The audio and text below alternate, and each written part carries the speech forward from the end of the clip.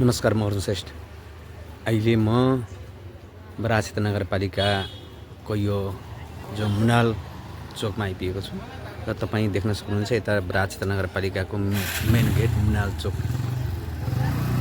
र यतापट्टिको भागमा देख्ने हुन्छ एउटा यहाँ दबाई पसल छ, सङ्गीता मेडिकल। यतापट्टिको भाग बुधबारे चोक जाने बाटो, जस्ट बुधबारे चोक जाने बाटो र सङ्गीता मेडिकल हलको नजिकै सटेको बिल्डिङमा तपाईँ यहाँ देख्न सक्नुहुन्छ नेपाल लाइफ इन्सुरेन्स चक्रहट्टी उपशाखा दिएको छ। यो घरमा तपाईँलाई म यहाँको दृश्य देखाउँदैछु र नेपाल लाइफ इन्सुरेन्सले के कस्ता गतिविधि अहिलेसम्म गरिरहेको छ भन्ने विषयमा थोरै जानकारी दिनको लागि म यहाँ उपस्थित भएको छु। यहाँको विषयमा तपाईँलाई म जस्ताको तस्तै जोड्ने प्रयास गरिरहेको छु। अहिले म नेपाल लाइफ इन्सुरेन्स अफिसभित्र प्रवेश गर्दैछु। तपाईँलाई म यहाँ देखाउँदैछु नेपाल लाइफ इन्सुरेन्सको अफिस। यहाँ सिस्टर बसिरहनु भएको छ यहाँ अफिसमा र यहाँ अफिसको अहिले म नेपाल लाइफ इन्सुरेन्स अफिसभित्र प्रवेश गर्दैछु। तपाईँलाई म यहाँ देखाउँदैछु नेपाल लाइफ इन्सुरेन्सको अफिस। यहाँ सिस्टर बसिरहनु भएको छ यहाँ अफिसमा र यहाँ अफिस शाखा प्रमुख हुनुहुन्छ शैलेश दालज्यू। स्वागत गर्न चाहे हजुरलाई मैले। धन्यवाद हजुरलाई।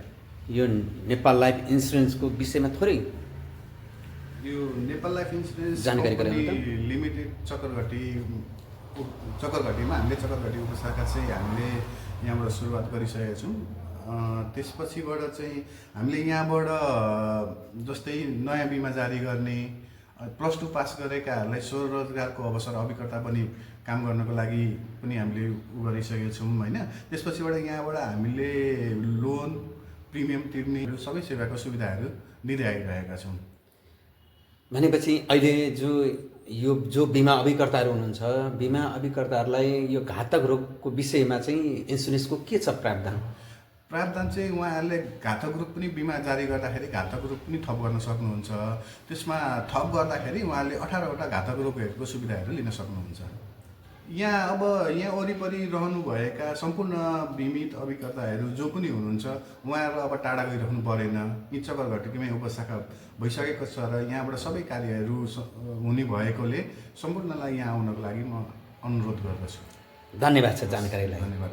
दर्शकबिन, अहिले चाहिँ यो नेपाल लाइफ इन्सुरेन्सको यही उपशाखा खुलेको हुनाले तपाईँहरू अब इटहरी धरान जानु नपर्ने भएको छ र यहाँ आउनुहोला र यहाँ सम्पर्क गर्नुहोला र यहाँ शाखा प्रमुखले यो जानकारी दिइसक्नु भएको छ। यति भन्दै म अर्जुन श्रेष्ठ तपाईँहरू सामु बिदा माग्ने अनुमति चाहन्छु। हस्त नमस्ते, हजुरको दिन शुभ बितोस्। यो भिडियो अन्तिमसम्म हेरेर साथ दिनुहुन पनि अनुरोध गर्दछु। धन्यवाद।